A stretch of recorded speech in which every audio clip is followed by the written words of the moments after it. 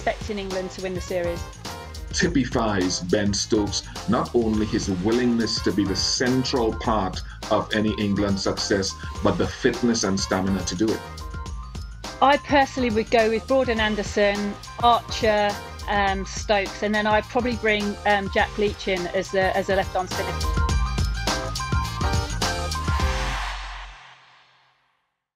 Hello and welcome to Cricket Inside Out. We've had 2 tests in 2 weeks after so many months of absolutely no action. We've had both of them go right down to the wire, and the third is on the horizon. Welcome to today's show as well.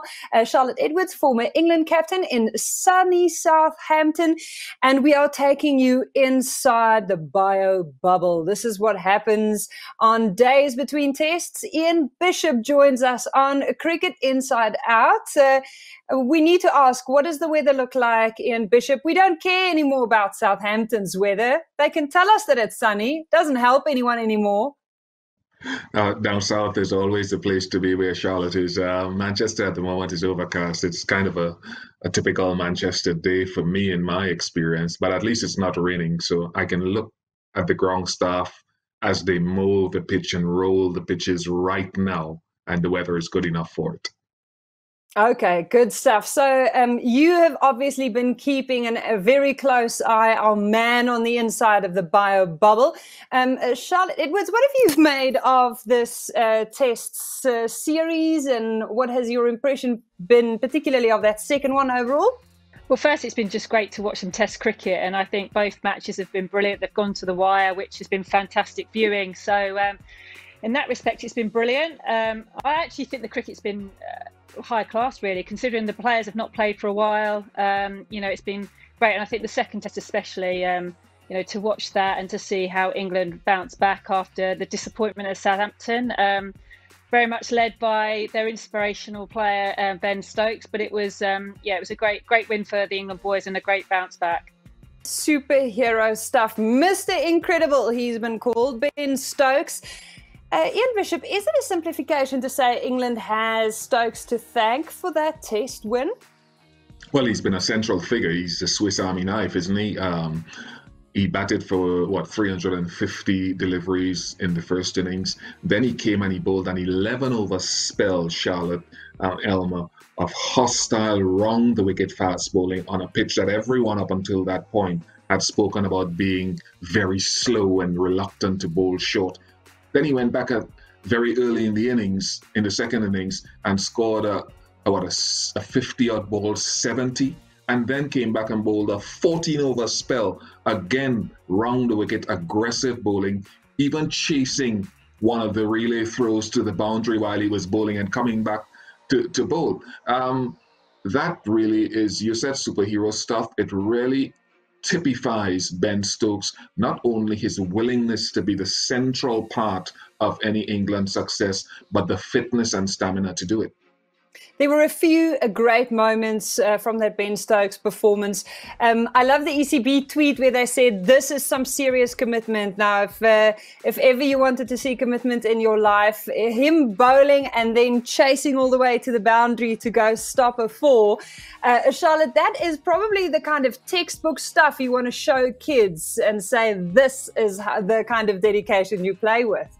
Yeah, he's such a great role model, isn't he? I think after what's happened to him in the past and the way he's bounced back as an individual has been, truly amazing, really. His batting now is, he's gone up to number 3 in the world, the best all-rounder in the world. He is just an amazing player and someone we're very, very lucky to have here in England. And like you say, is a great role model for young cricketers who aspire to want to play for England. What do you think, what was in the water? What conspired? Because there has been so many great Ben Stokes moments. There were catches last year during the Cricket World Cup, player of the match performance in the final. He's had a few phenomenal test outings in the last 12 months, in fact. So even in this longer format, he's just been looking so good. But it seemed like he took it to a whole new level in this test. Well, the guys that know him a lot better than I do talk about his work ethic, his sort of commitment to fitness levels, which is one thing. He outworks almost everyone around him. But you think of his mental strength, and Charlotte alluded to what he'd been through in the past. You think of the Carlos Brathwaite 4 sixes in the final over of that World T20 4 years ago, and how that could have, I suppose, mentally destabilized another cricketer who may not have recovered from that. And as if that wasn't enough, you had the situation where he was out of the game for a while for obvious reasons, which most people are aware of. That could have compounded everything. But what we saw last year in that World Cup final was the redemption of Ben Stokes. And then he took it to another level in the Ashes with that 100 at Headingley. And now everywhere he goes now, he seems to stand out from the crowd with his commitment, athleticism, and technical skill as well. So if ever world cricket has now an exemplar who's been to the basement of the barrel and is now touching the clouds of heaven through his own effort and determination, this guy is a redemption song in the words, was it Bob Marley? Redemption song? Emma, you would know that song. This guy is the epitome. He's the poster child. He really is the poster child for recovering, but also recovering to excellence. It's interesting. There's been so much hype around him on Twitter in the wake of the test. A lot of people saying he's the most complete cricketer England's ever produced. That is some seriously big praise, given he's achieved so much. 4 Player of the Match awards and tests over the last year. What's next for Ben Stokes, Charlotte? I think there's probably one thing for him to tick off now, and that's to be successful in Australia. I think that's the one place he hasn't won as a cricketer. He's probably had a couple of bad experiences there, actually. So to go there and win the Ashes back next winter, I think, would be the final tick for him as a player, because he, like you say, he's achieved everything in the game so far. And I think there's more to come from him. You know, listening to some of his interviews, he looks like he's really dedicated to wanting to do that and be one of the best players. Well, he is the best player in the world, in my opinion, but be the #1 batter in the world. Yeah, a special nod to one of our regular guests on the show, Harsha Bhogle, who tweeted, I think he's being wasted on a cricket ground. In this form, he'll probably find a vaccine for COVID. We should definitely employ him in some of his off time to quickly solve that problem for us as well. But let's keep talking England. This time we are spreading our focus a little wider among the fast bowlers generally. Now, in the past, rotation was something that was often discussed, but not always as heavily employed. But this is a year unlike any other. And now this bio-bubble violation of Jofra Archer means that he was ruled out for the second test. Everyone starts looking at what do you do now? You've got such immense variety and depth in this England team. Could you rank them, Ian Bishop? Have you got an idea of what might happen? Ranking England's bowlers in pecking order?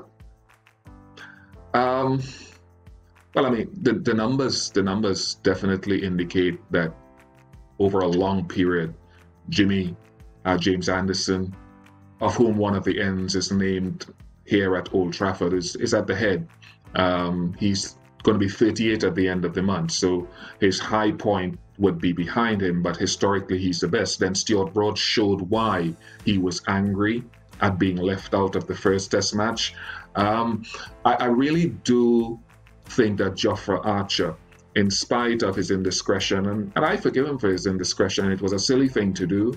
I've made mistakes along my career as well, and we all recover. Ask Ben Stokes. You make errors and you recover from it. That's part of being young. I think Jofra Archer's skill and technique can put him in that high place within a couple of years, because he has pace, he has control, he has guile as well. We see his variation, and then maybe the pace of Mark Wood as a threat. The guy you don't want to underestimate here, and I'm not going to go the Sam Curran way.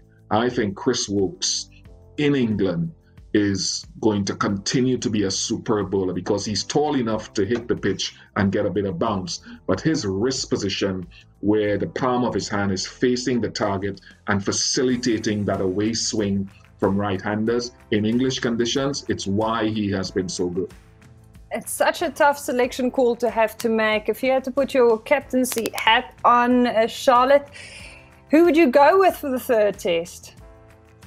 I personally would go with Broad and Anderson, Archer, Stokes, and then I'd probably bring Jack Leach in as a left-arm spinner because they've got a lot of right-handers playing for the West Indies. I think Bess has done a good job, but I think just to change it up to give Jack Leach a go. So that would be my bowling options for the third test. But you do have 6 tests in 2 months here, so plenty of work horses. Is that going to weigh on anyone's mind, Bish? First of all, let me just touch on 2 things. Can I rewind there? If we have a rewind model, the Ben Stokes thing and what he has to, Charlotte, what he has to achieve apart from Australia, get his captaincy record right.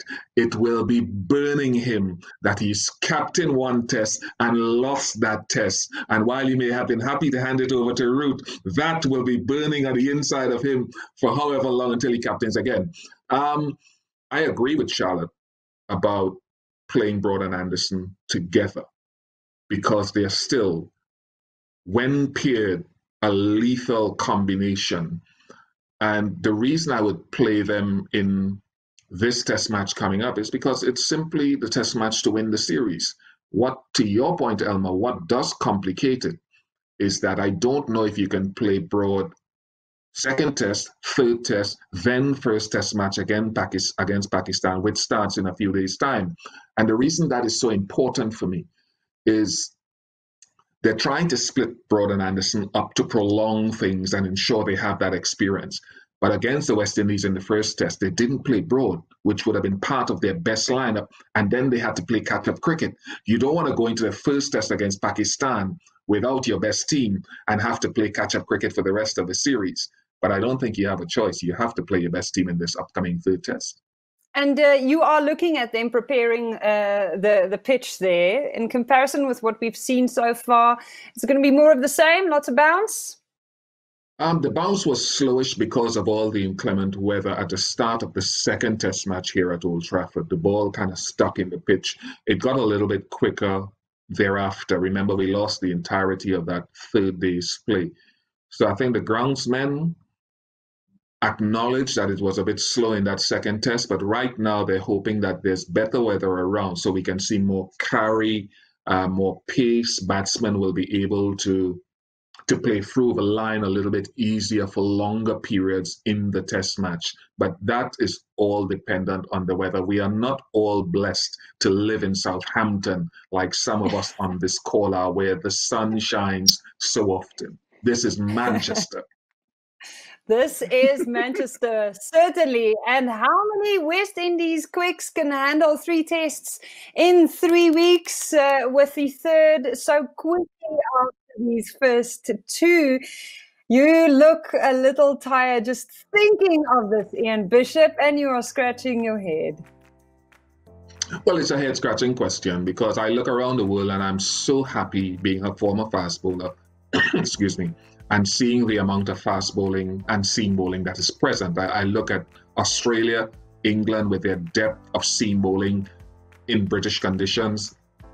Pakistan have found a number of young. The West Indies also have talented depth in their fast bowling. Shimar Holder is in the squad. O'Shane Thomas is in the reserves. Keon Harding, Anderson Phillip.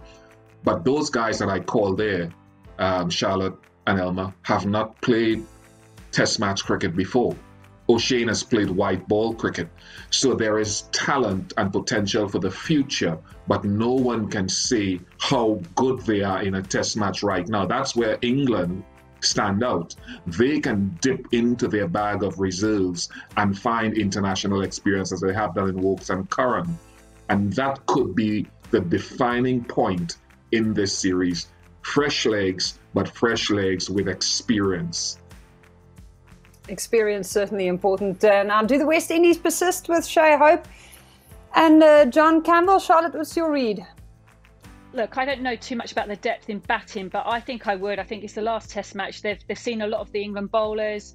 They've batted on the pitch, so I think give them the last go. I've actually been quite impressed by the West Indies and how they've gone about it, especially in Southampton. I think from what I've seen previously of them in English conditions, they look like they've improved as a batting unit. But I think a lot of them need to go on and get those bigger scores, which they haven't quite got yet. Yeah, in our preview to the series, Bish, I know that you talked about the batting lineup a lot and said that that's certainly going to require a few players to come to the party. What are your feelings about that now? I'm really heartened by what I've seen in terms of commitment from Roston Chase, for example, batting a lot of deliveries and looking very secure. So that tells me in less challenging conditions in the future, he can go on. Jermaine Blackwood has walked the talk. He said during the first class season, I'm going to spend time at the crease, rein in some of my shots. He's done that. Brathwaite is starting to get somewhere near to doing Brathwaite things again. He's not going to bring the crowds in, but he's like Dom Sibley. He's going to occupy time at the crease.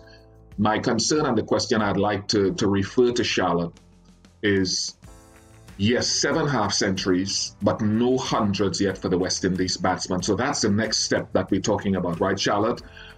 I want you to go deeper and dig into your bag for me and tell me what are the ingredients that will take them to that next step, because getting there is one thing, but how do they get there in these conditions? Yeah, I mean it is, and what I've liked so far is that they have looked to that time, which I've not really seen, and that's why I like Craig Brathwaite. I really like watching him bat. What do they need to do? They just need to probably take a leaf out of Dom Sibley's book, actually. I mean, he's been getting quite a bit of mixed reviews over here at the moment, whether he's batting too slowly. But you know what? He bats time. He really knows what he's about as a batter. He leaves the wide ones. He makes them bowl into him, and he obviously then reaps the reward. So I think actually looking at the way Dom Sibley goes about it, and then they've got the flair players around that them in the West Indies. I like Jermaine Blackwood. I think he's brought a lot to that West Indies middle order. So I think they've just got to bat more time, and then hopefully they'll get the belief as a batting unit that they can score those big first innings runs against England. If you had to pick one to make 100 in this final test to show the way to lead that conversion charge, I know you don't want to make predictions on the actual outcome of the test, Ian Bishop. You're smiling already. But who's going to be the person that shows the rest of the team how it's done? You know me too well. But this is not so much a prediction as much as you're asking me, who do I anticipate to break that deadlock? I'm going to go for Roston Chase, because I think Chase now has the experience. And the name that we forgot there, Charlotte, is Shamar Brooks. Shamar Brooks has batted like a veteran. Handful of test matches, but at age 31, showing great composure. But I'm going to go for Chase, because Chase has done it, I think, 5 times before. He looks as though on his second test tour of England that he has a better understanding of what to leave and what to play most of the time. So that's the guy that I'm going to go for. My only concern is the number of LBWs and bowls that the West Indies are incurring. I thought the ball leaving them would be more of a problem in England. They've played that well, and now it's the one tracking back that is causing them so many problems. So Chase is still my guy. Chase, your guy. Charlotte, are you willing to give us a series prediction, the outcome? Who's going to take this third one? I think England will. I think mainly because of the bowling from the West Indies. I think they're going to be tired going into this last Test match, and I think England now just look to be hitting their straps a little bit, and I think they'll go and probably hopefully with a fresh attack. But yeah, I'm expecting England to win the series. Expecting England to win the series. That's what she says. I won't back you into a corner. Let's head on to From the Fans. We always ask you to send through your questions, and you never disappoint. Thank you so much to everyone who keeps participating all over social media. Vinayak Parikh on Facebook says, which cricketer from the past, the 70s and 80s, would have been the best at adapting to all three formats? This is a fun question. Who wants to start? I will. I would have loved to have seen Viv Richards play T20 cricket. I think I didn't really get to see much of him in my childhood, probably just towards the back end. So he would be someone I think would adapt really well, and I'd certainly want to watch. Trust Charlotte to go for the batter. Being an excellent batter herself and being biased. I did think when I heard the question immediately about Viv. I'm going to go and split it up a little bit because we're so enamored with Ben Stokes. Sir Garfield Sobers, maybe at his peak, was a little before the 70s, but I think Sir Garfield was ahead of his time. Bowl seam, bowl wrist spin, bowl left arm orthodox, was an excellent fielder, and he could bat at a tempo that was ahead of the time that he played in. So I think he'd have been excellent, and I cannot just stop at one. Joel Garner as a bowler would have been phenomenal in this era, bowling those Yorkers, getting that bounce. He'd be able to adapt so well between Test match cricket, 50-over cricket, and T20s. You know why, Emma? He wouldn't have had to change a thing. Wouldn't have had to change a thing.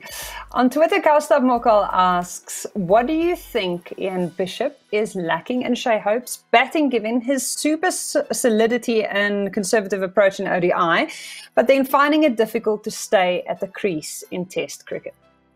Well, first of all, let me empathize with Shai because cross-format batting has only been reached by very few players like Virat Kohli, Kane Williamson, perhaps. Even Steve Smith has not been a phenomenal T20 player. He's been a great Test batsman. So I understand how difficult it is. I am surprised as well that Shai hasn't, because he's a touch player and plays ODI cricket so well, sometimes he can impact T20 cricket. Technically, I think there are some challenges with him in that once the ball starts darting about, which doesn't happen with a Kookaburra, wide Kookaburra, on good batting tracks in limited overs cricket and particularly 50-over cricket, he copes well with that. But I think he's lost himself in the transition of being able to allow the ball to come to him, negotiate movement, and still be able to score. So I actually think, a little bit of time away from the red ball format to reinvent himself, as Hashim Amla has had to do, for example, and come back a great player, is still possible for Shai. Some really interesting. You're nodding, Charlotte. Yeah, no, I've enjoyed watching him bat, and it's really weird that he's got such a good ODI record, and he has struggled, and he was the one player I was really looking forward to watching in this series, and he hasn't quite hit his straps yet, but he's got one more Test match. And then Axel Blaze has a question for you, Charlotte, on Twitter. If you make a dream ODI women's team with the active cricketers, who would be your captain? Yeah, this is a tough one, really. I think the two leading captains for me in the world right now are Heather Knight and Meg Lanning, and I think if I had to make a choice now, it'd probably just tip towards Meg Lanning. I think the way she's kind of resurrected this Australian team after the 2017 World Cup in England, to go and win the Ashes last summer in England, and then to win the T20 World Cup under immense pressure in Australia in March, I think would just tip with her. And I've really been impressed by the way she's led that Australian team in the last 2 years. Ian Bishop, on YouTube, we have a question from Pranav M, who says the rules of T20 cricket are slightly inclined towards batsmen with restrictions in fielding and bowling bounces. Does this give rise to better bowlers in the T20 format? That's technical, because I'm not sure exactly where he's skewing that question to. If you look at for example, the T20 rankings of bowlers, and then you contrast that with the Test ranking, the top 10 of Test rankings, you'll see, I think, all fast bowlers and seamers in the Test ranking of the top 10 and I think 9 out of 10 in T20 rankings are spinners. So a total change around in what is required. And Ravi Ashwin always says maybe the element of surprise in T20 cricket, where a full toss might be or a long hop might actually be a good ball because of the surprise, it makes you a good bowler. Where accuracy maybe is not so much the forte, whereas in test match cricket, you have to be able to build pressure. You have to be able to be consistent. So I wouldn't agree with the assumption made in that sense. I think there are two different forms that I've just named, and they require different skill sets, polar opposites almost. Thank you very much for all of your questions. Make sure that you keep sending them through every week. We'll do our best to get you all the answers you'd love. Now, we wish a happy belated 34th birthday to Colin de Grandhomme in celebration of the Zimborne Kiwi cricketer. We thought we'd honour him by digging out a performance that didn't get him loads of credit, but it was a bit of a crazy day and his team didn't end up winning. He certainly made an impact though, and of course I'm talking about the Cricket World Cup final. 10 overs, 25 runs, 1 wicket. So how would you describe Colin de Grandhomme to someone who's never seen him play, Charlotte? Well, he's a hard-hitting batter, but actually that day at Lords he struggled, didn't he, towards the back end of the innings. But he's just a sort of medium-pace bowler who bowls wicket to wicket. And I actually remember him bowling really vividly actually in the final, and I was sat with the New Zealand fans at the time, and all I can remember from that final is his name being echoed around Lords, because they obviously realised at the time what an important spell of bowling that was. The 10 overs he bowled straight through that middle phase of the game, which actually got New Zealand back into the game. I won't sing you the song that they sang because no one needs to hear that, but it was the one thing from the final that I really remember. They obviously knew that he played such a massive part in well, they thought at the time making the New Zealand team win that final, but it wasn't to be.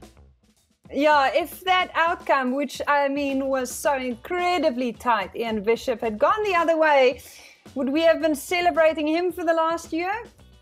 It is possible, because he definitely played a role. I don't know if we'd have been celebrating him in the same way, but when Kane Williamson won the toss on that morning and made that decision to bat first, I looked at the overhead conditions, I looked at the color of the pitch, and I thought, ooh, brave decision is the term that I used.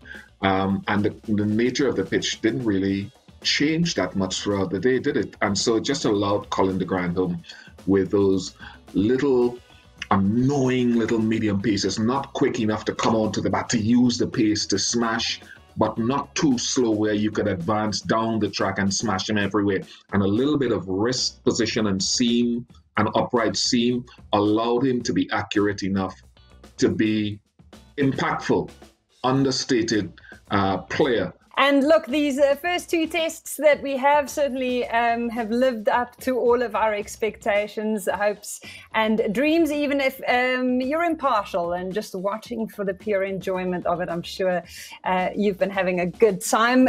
We are going to leave you, just whet your appetite a bit with some images to get you in the mood. We are counting down. It's just under 200 days now to the ICC Women's Cricket World Cup in New Zealand. So on the topic of Kiwis, thank you very much, Ian Bishop. Thank you so much, Charlotte Edwards.